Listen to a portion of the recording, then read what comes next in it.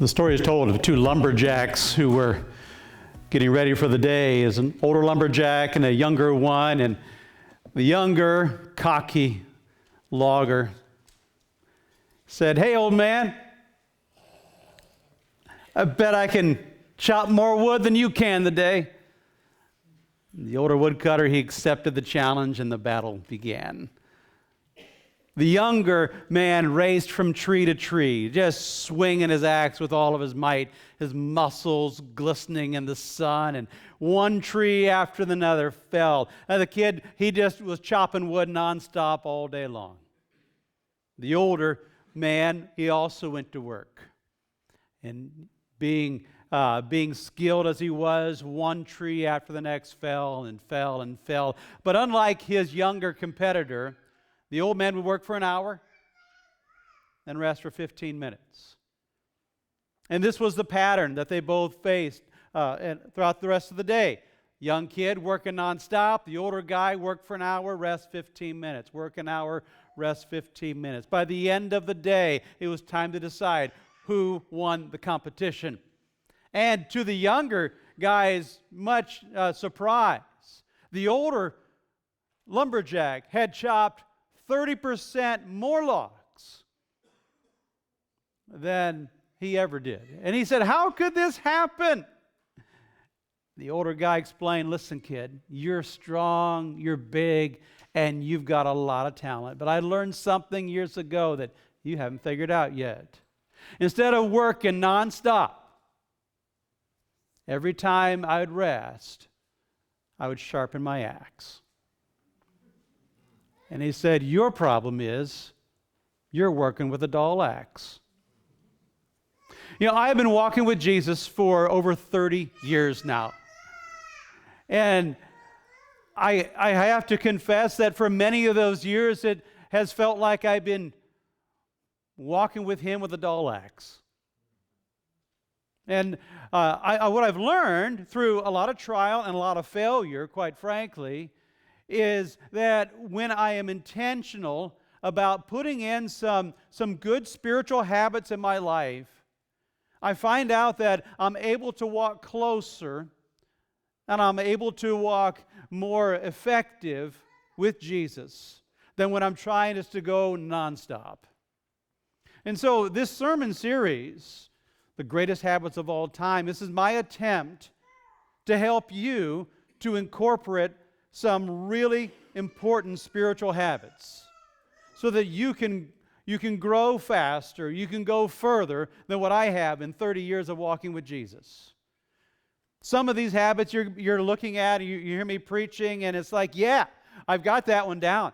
You know, and I understand the value of that habit. I'm growing because I'm intentional about that particular habit. There's other habits that we're talking about that you're like, you know what? That's not a habit. I wouldn't call that a habit. In fact, for some of these, we may have to admit that is just nowhere on the radar of my spiritual life. And that's okay, because where we are, that's where God meets us. And so today, if it feels as if your walk with God is like working with a dull axe, I want to talk to you about a spiritual habit that is a new approach. Probably is one that has been ignored in your life, or somehow bypassed, or perhaps even misunderstood. I want to talk to you this morning about fasting. Fasting is this: it is the deliberate abstinence from physical gratification in order to seek a spiritual goal. Again, it is the deliberate abstinence from physical gratification in order to seek a spiritual goal. Fasting is the denial of your flesh in order to develop your spirit. Fasting is when we purposely give up temporal pleasures in order to pursue a spiritual objective. Think of it in these terms. The Empire State Building is nearly 1,500 feet tall. It was the world's tallest building for 40 years. And while its height is impressive and having that record is also impressive, what is really impressive is when you look at the foundation.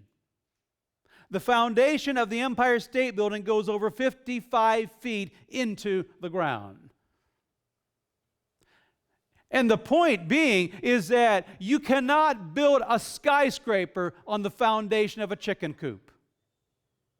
If you want to have your spiritual life developed, you need to dig deeper. You need to pour a stronger foundation. And fasting really is a way that we actually dig deeper with God. And it enables us to be able to pour a strong foundation upon which God can build our spiritual life. Now, I'm not talking about a starvation, a hunger strike. I'm not talking about a diet plan either. Although I have purposely and personally have benefited from intermittent fasting. But that's not what this sermon's about this morning. I'm talking about a spiritual discipline whereby you periodically put into practice abstaining from physical pleasures in order to pursue a spiritual objective. Now, before we talk about this, I have to give a few caveats, because already, even just suggesting this whole idea of fasting, there are some of you who are making a mental list of the yeah buts. All right? Yeah, but, yeah, but what? Okay, can we just give a few caveats? Number one, if you have a medical condition, you should talk to your doctor before you engage in fasting. Does that make sense? Some of you are on medication that requires this needs to be taken with food. I get all of that. So please understand. I realize her yet, so talk to your doctor. Number two, in biblical fasting, it is particularly talking about abstaining from food. Although I know many other people who have abstained from other activities in order to pray and to seek God. They have set aside that particular activity in order to be able to seek God in prayer, and that's perfectly fine. But what I am saying is that if we're looking in the Bible, which we will be looking at throughout this message, the Bible refers to abstaining from food. Literally, the word means stop eating. That's truly what it means. Number three, fasting does nothing if it is not also linked with prayer. A fourth caveat is fasting in no way will gain you extra points with God. If you are looking for the extra credit, fasting is not the way to do it, all right? And the fifth caveat is this: the biggest factor determining the success of your fasting is your motive. Check the motivation of your heart when you think about fasting. So with those caveats in mind, I want to talk about 7 different types of fasts. We find these in Scripture. We find these throughout church history as well. We're going fast, so buckle up because that's where we're going. Number 1, the first fast I want to talk to you about is called the seeker fast. It's known as those who are seeking God. This is fasting in its most simple form. Now, in the Old Testament, if you look back there, God's people, they were in captivity for 70 years, and the opportunity then came for them miraculously to return to the Promised Land. And the people of God, they were about to return to the Promised Land, which is incredible. But they knew they had turned away from God, and they had disobeyed the Lord, and they were intentionally setting aside time and physical pleasures in order to seek the face of God. That's why it is known as the Seeker's Fast. And we see this in Nehemiah chapter 9. This is what we read. It says, on October 31st, the people assembled again, and this time they fasted and dressed in burlap and sprinkled dust on their heads. Those of Israelite descent separated themselves from all foreigners as they confessed their own sins and the sins of their ancestors, which, by the way, is probably something we don't do. They remained standing in place for 3 hours. How long did they stand? 3 hours. While the book of the law of the Lord their God was read aloud to them. Then for 3 more hours they confessed their sins and worshiped the Lord their God. We have the people of God. They are intentionally taking time to fast and pray and seek the face of the Lord. And if you look at this, it's really amazing what they did. They came together and they stood as the Word of God was proclaimed for 3 hours. And then, after those 3 hours, they took an additional 3 hours to confess their sins and to worship the Lord their God. I mean, what would happen if we would do that today? What would happen if we would intentionally set aside some physical pleasures in order to seek God's face, to draw close to God and His Word, to hear what He has to say to us, and then to spend another 3 hours that I'm confessing my sins to God. I'm taking time to worship the Lord. I mean, what do you suppose would happen in our own church if we did that?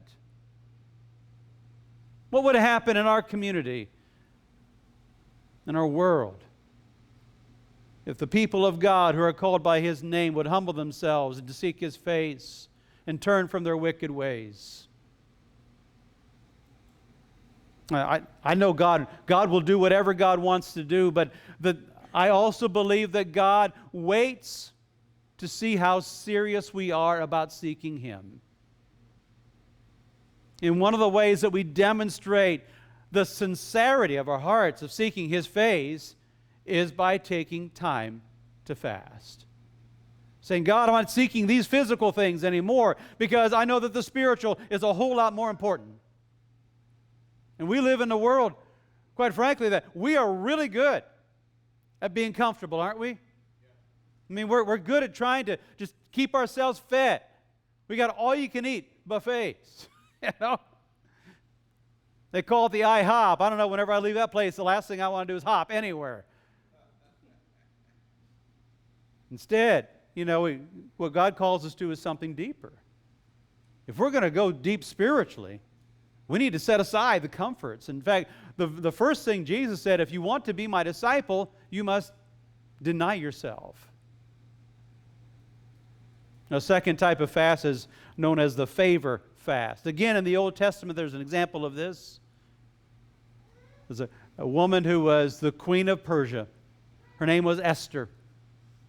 She was a Jew, and there in the book of Esther, we read how an enemy of the Jews was high into the government of Persia. And he chose that with his political power, he was able to work in such a way that the king signed an edict that all the Jews would be exterminated, wiped out. When Esther understood the severity of the issue, she called all of the Jews to fast. She asked, would you all join me in fasting and praying for 3 days? And then, again, just like in Nehemiah's day, they put on burlap, and they put threw ashes on their heads, and they laid themselves before the face of God, seeking God's favor. And then she said, after those 3 days of all of us fasting and praying, I will go in before the king. I find it interesting, though, that before she went into the king, she didn't walk in there with her burlap dress on. She put on her royal robes and she put on makeup, but you know what? It worked. But she found favor with the king, and the people of God were spared that day. One of the most beautiful things about fasting is that we're able to seek the favor or the grace of God. And it's taking time to say, Lord, I cannot leave until you bless me. I need you to give me grace to fight this battle, to overcome this struggle that I have, to move forward with you. A third type of fast is known as a breakthrough fast. And this is actually, by the way, this is God's favorite kind of fast.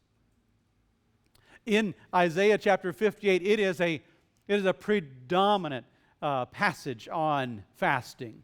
So I encourage you to read through Isaiah 58, where God gives His intentions about fasting. And it was very tempting just to spend the whole time right there in Isaiah 58, but we're not this morning. But God gives us directives of the type of fasting He's looking for. And here's just a portion of that chapter. The Lord said, is this not the kind of fasting I have chosen? They were fasting, but not like this. And the Lord says, the kind of fasting I've chosen, to loose the chains of injustice, to untie the cords of the yoke, to set the oppressed free, and break every yoke. And what the Lord is saying is that, you can come to me, you can set aside some physical gratification and pursue a spiritual goal, but He's saying, you know what, if you are not going to be living differently, that's not the kind of fast that I'm looking for at all. This is not just a spiritual hoop that we jump through. He said, my goal is that you come and seek my face and find my grace, is that you rise up out of this fast and you are living differently. And in fact, if you look at just the verbs here, he's saying there should be things that are loosened in your life that right now you are so tied up about. There are chains of injustice that you are allowing to continue to go on. There are cords of oppression. There's bondage that you have. And he's saying, you know what? My goal through fasting is to set the people free. That's the kind of fast that I'm looking for. These are the results of the fast. There's a breakthrough that should happen. And this next type of fast it dovetails really well within this last one of the breakthrough fast. The fourth one is known as the deliverance fast. For the breakthrough fast, we're asking God to help me personally to break through some issues that I know that are spiritual strongholds in my own life. But when this next fast, the deliverance fast, is I'm not fasting for me, but I'm taking time to fast and pray for someone else. In Matthew 17, we see Jesus coming down off the Mount of Transfiguration, and His disciples, they were there and they were ministering, and there was this boy who was possessed by a demon. And the disciples, they were there and they were saying, hey, we were appointed by God to go out and bring healing and cast out demons. And they say, you know what? And the Father said, look, I brought my son to your disciples, but they couldn't do anything for him. In that moment, Jesus commanded the demon to leave him, and the boy was made well. And his followers asking, well, how is it that we couldn't do that? And this is what Jesus said is so insightful. He said, this kind does not go out except by prayer and what? And fasting. It seems to me that according to Jesus, there are spiritual strongholds that are not broken except for when the people of God gather together and to pray and to fast for God to deliver those who are in bondage by the possession or the oppression of Satan. It appears as if you have to wonder what would happen if we were to look to God. Not just for our own breakthrough, but that God would deliver those right now. Family, our friends, our neighbors, our co-workers, our nation. If God's people were to truly get serious about this spiritual habit of fasting. Baseball hitters, sometimes they go through something called a slump. Have you guys played baseball? Have you guys go through a slump? Yeah. And it's crazy what some of the baseball players do in order to try to break out of their slump. I was just looking earlier, and there's a guy, the worst baseball slump of all time. It was a guy, his last name was Davis, and in 2019, he had signed a contract for over $160 million. His slump, he was 0 for 47 at the plate. That ain't good. Not getting a lot on the return of our investment is pretty low. But I was listening to Justin Morneau, who played for the Twins. He was a league MVP. He said, there was a guy that I remember seeing one time. He was going through a slump, and we all try to find some ways to break out of the slump. Try to get back on track.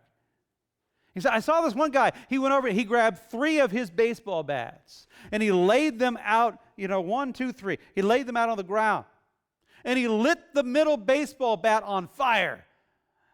And they're like, what are you doing? He said, well, I want these other 2 bats to see what's going to happen to them if they don't start hitting. Whatever it takes to break the slump, that's what they're willing to do. There are times that we find ourselves in a spiritual slump. There's times that we need to hit the reset button. We need to be able to turn the page and just to reorder our spiritual world. We realize that the jar of our life is filled with all kinds of other things, and somehow there's no room for God. Fasting is a way that we purposely stop seeking physical gains in order to pursue spiritual gains. It's time for us that we're purposely saying, God, you are first in my life. In this spiritual slump that I'm in, I'm just coming back to what is most important. I'm pouring a foundation here, God, I believe you can build upon. You are first, you are central, you are everything to me. Here's another type of fast known as the discernment fast. This type of fast is when maybe you hear a lot of competing voices and you're trying to make some decisions, big decisions about life, and it seems like everybody has a good idea. Hey, you should do this. Hey, have you thought about this? Well, what about this? Hey, maybe you could go this instead. And there's 1,000 voices going on, and what you would need to do is to be able to discern which of these voices belongs to God, and which maybe they're good things, but they're not God things. When we were pastoring a church in Rochester, I challenged our church to 40 days of fasting and prayer, all the way through the season of Lent leading up to Easter. And I chose to do that because we were there for almost 9 years, and I'm hearing lots of thoughts, good people saying, hey, maybe you should, or what about this? And I just needed to have God's thoughts. And so I chose to fast for 40 days. Now, I was fasting breakfast, okay? This was not a complete, fasting from food for 40 days. I was fasting breakfast. Actually, it's a partial fast. But what I would do, instead of taking time to eat breakfast, I would take time to pray. And my one issue that I wanted to get resolved is, God, should I remain in Rochester, or do you want me to go somewhere else? And throughout those 40 days, I got to the place in my own spirit that it did not matter to me where I'm going to be serving. If it's to stay in Rochester, I would serve God. I would give my very best to the Lord there. If it was to go somewhere else, I would go somewhere else. I would give my very best to God wherever He would want me to go. My prayer was, Lord, I will go where you want me to go. I will say what you want me to say, and I will be what you want me to be. After that 40 days of fasting, we came through the Easter, and I kid you not, 1 week later, somebody asked me this question: what do you think of Independence, Iowa? 2 months after that question, I was standing here as the new pastor of Hope Wesleyan Church. I had to discern, what is it that God wants me to do? What is a good thing and what is a God thing? Because we can be we can be distracted by all kinds of good things that are not actually God things. And so a discernment fast is a perfect way to be able to discern, what is God saying to me? And it's a time to surrender to Him, that whatever He says, that's exactly what I want to do. A seventh type of fast, one last one I want to just talk about, is some call it the dream fast or a vision fast. And this is the fast where maybe you have lost your spiritual perspective. It seems like you and God are on whole different wavelengths. You just can't really sense what God is saying at all. That you're trying to figure out, okay, God, where are you working? And what is my part to play in the work you're wanting to do here and now to build your kingdom? Taking time to discover God's dreams or God's visions. That's a beautiful way to go to the Lord to fast and to pray. It's saying, Lord, I want to stop pursuing all of these earthly things, and I want to pursue eternal things. Give me your eyes. Help me to seek first your kingdom and your righteous ways. Help me to be part of the kingdom that you're building. Those are 7 different types of fasting that we can be participating in.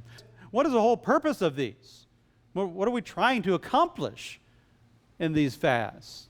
Well, one thing that what we do is a good time to fast when your prayers need strengthening. The prophet Ezra, he coupled prayer and fasting. When they went to God and they were returning to the promised land, there were people who were threatening to attack and destroy the people, and they were praying for protection. He's like, you know what, we're not going to go and talk to the king and ask for more protection to be put around us, because we just told these people that we believe that God is calling us to go to this place, and we're not going to go ask them for protection. We're going to pray and seek the face of God to protect us. So what Ezra would do is he would take time to pray that God would strengthen us. He would strengthen our prayers. And he would enable us, and God protected them and allowed them to go back unscathed into the promised land.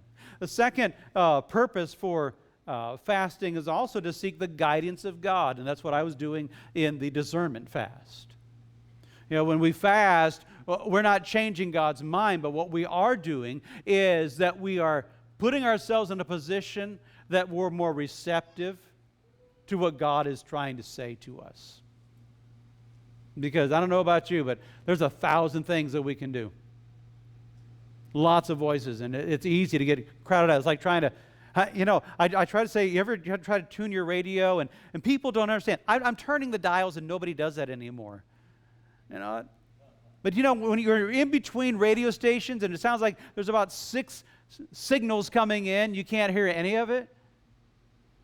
And that's what one of the purpose of fasting is, to seek God's guidance. It's just to focus and tune in on what He's trying to say to us. In the book of Judges, the armies of Israel, they're about to go to war. And they're trying to determine, okay, what will our success be in battle? And here's what they did. All of the Israelites, the whole army, went up to Bethel, and there they sat weeping before the Lord. They fasted that day until evening.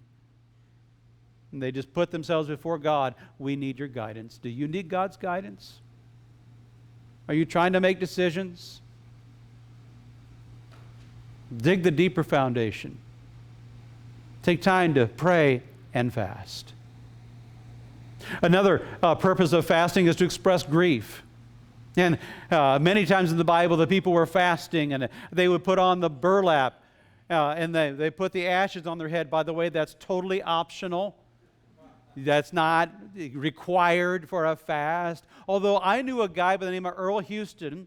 He married Edith, and they're the ones who gave some land for a church to be built there in Ohio. And Earl used to tell Edith, he said, you would look good in a burlap sack. Now, I don't think he meant she should go fast. Well, he was trying to be complimentary, but Earl wasn't the most romantic guy in the world, but that's okay. But burlap and the burlap and the ashes, that's optional. But what is not optional is that there are times that we have to express our grief to God, our concerns to God. In fact, I think even just physically, we even feel this. When there's people that we know, and they are going through some really tough things, maybe they're in the hospital, they have physical problems going on. I mean, we just don't even want to eat. Our body is saying we need to set aside some things that are temporal. I mean, our body's already kicking in, say, yep, this is what we need to do. Could it be that what then our spirit needs to do is kick in and say, yes, okay, we're doing the physical part, now I need to kick in and do the spiritual part. We talked about this one already, but another purpose of fasting is to overcome demonic activity. Fasting is a way that we can overcome the onslaught of the enemy. I mean, the power that demon had over that boy that day was only broken, according to Jesus, through prayer and fasting. What strongholds are we allowing? Because we're not getting serious with God, about breaking the hold the enemy has. Because I'm really good at keeping myself comfortable, but I'm so comfortable that the enemy's running wild. He's accomplishing his work because I'm not willing to stand my ground. I'm not willing to pursue a spiritual objective. I don't want to take that hill spiritually. I'll allow the enemy to have the high ground here. What would happen if the people of God would fast and pray over those long-standing spiritual strongholds of the enemy? What if we decided to take some ground for Christ in our community, in our world?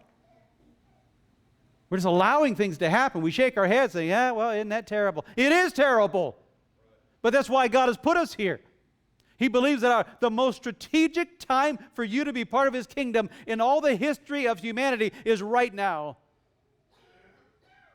And He calls His people to seek His face through praying and fasting.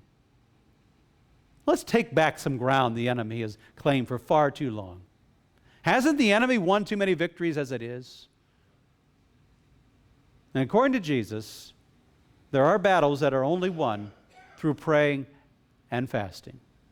I don't understand the whole the whole dynamics of all of that. I mean, I'm living in an earthly realm, but there are spiritual forces in high places, and He asked me to be a part of that. I don't have to understand it, but I can follow my commanding officer who calls me to fast and to pray. One final purpose of fasting, and this is the beautiful thing, is to express your love for God. It's amazing. You know, when we think about it, it's like, wait, is that a thing? It is. Or it should be. It really should be a thing. You know, in the New Testament, in the days where Jesus was born, there was a lady serving in the temple. Her name was Anna. And it tells us about her. She's just kind of like a cameo appearance. She just comes out here and here's Anna. And here's what it says about her. She never left the temple, but worshiped night and day, fasting and praying. It was her way of going before God saying, I love you, Lord. I love you. Nothing is more important in my life than you. You're the most important thing that I have going, God. I love you more than my comfort. I love you more than my own way. I love you more than the things that mean a lot to me, than any other thing that I put into the jar of my life. I love you, Lord. What a beautiful time that we could have before God and just, Lord, I'm not coming to ask you to do anything for me. I'm not asking anything special of you. I'm just coming before you because I want you to know I love you, Lord, with all my heart and soul and mind and strength. So how do you begin this habit of fasting? And I will confess to you, like I confess to God, this has not been a spiritual habit that I have really developed. There's work to be done here for me. But how do we begin? Well, we check our motives first. We have to hear what Jesus has to say about fasting, and here's exactly what He said. When you fast, do not look somber as the hypocrites do, for they disfigure their faces to show others they're fasting. Truly, I tell you, they have received their reward in full. But get this. He said, but when you fast. What did He say? But when you fast. Not if you fast. He said, but when you fast. It's like He expected this. This is like normal. Like when you breathe. But when you fast, put oil on your head and wash your face, so that it will not be obvious to others that you are fasting, but only to your Father who is unseen. And your Father who sees what is done in secret will reward you. So check your motives. This is not about me, letting everybody think, wow, Pastor Bob, he's some spiritual giant. He's fasting again. Oh, man, that was like 3 weeks in a row he's been fasting. That's not what it's about. Check the motive of your heart. Fasting is all about humility. Has nothing to do with pride, unless that's what you need to overcome. The next way we can develop this habit of fasting is to select one of the fasts that we've talked about. We've talked about 7 of them. I can give you 7 more if you like, but let's pick from one of those, all right? You might be fasting for a day. Your fasting might be for 3 days. We see in the Bible there's times people fast for 7 days, 21 days. Jesus fasted in the wilderness for 40 days. In the Old Testament, Moses fasted for 80 days in a row. Now, I believe that was supernaturally enabled. But the point is that selecting one of these fasts is going to be a particular fast for a predetermined amount of time. And you can just sense, how's God leading me in this? What does God want me to do? How does He want me to fast? Which of these would be good? And by the way, for you, it might be a fasting from food. That's what we see in the Bible. Maybe some other activity. But whatever that other activity is, it really needs to be a sacrifice. Not like what I did as a kid during Lent. I chose to fast from Brussels sprouts and sauerkraut. Best decision I ever made in my life. Didn't cost me a thing. But that's not what God is saying here. No, this should be a sacrifice. I am giving up something that's important so that I could seek what's ultimately important in my life. So once we have checked my motive, I got my motive right, found out what type of fast and length, what this is going to look like. And the third point is stop. Maybe it's stop eating, or whatever that activity is. Maybe it's video games. Maybe for you it's watching television, or whatever it might be. That it's a sacrifice. You are stepping away from. You are abstaining from physical gratification to pursue a spiritual goal. So then we're stopping. Now, for those of you who maybe you're seeking a longer fast from food, continue to drink plenty of water. And if it is an extended fast over a number of days, especially like a 21-day fast or a 40-day fast, most of the time, the people that I know have done this. They'll drink not only water, but get the electrolytes. Sometimes there's a broth, like a chicken broth that they're having as well, and that allows to get some nutrients into you.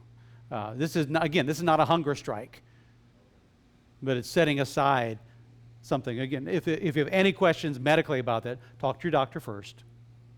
You can get that figured out. Number 4, to begin this habit of fasting, is start praying. Really, start praying. Over the time that you are fasting, be in an attitude of prayer. Maybe there's certain periods of time. Maybe I'm going to take an hour to pray, and if you need a really good guide, how do I spend an hour in prayer? I have a great guide for you. I can send it to you. Or there's different times that you're just drawing away from all the other activities for your life in order to just seek the face of God. Start praying. Again, fasting without prayer is a diet plan. That's it. Spiritual fasting is you're abstaining from a physical gratification. You're linking that with prayer in order to seek the face of God. I think it's also good to find a partner, especially if you've never fasted before. Find someone else who can encourage you in this, who you guys can help plan together. Maybe you're doing this at the same time. You're holding each other accountable to find out how this all has gone. But I believe, especially for those that maybe fasting is not this is not a habit at all. I've never done this before in my life. Find a partner. Someone that can encourage you, who can pray for you and pray with you as you seek the face of God, as you attempt to pour a deeper foundation in your spiritual life. What will God do in response to your fast and your prayers? The only way to find out is to fast and pray.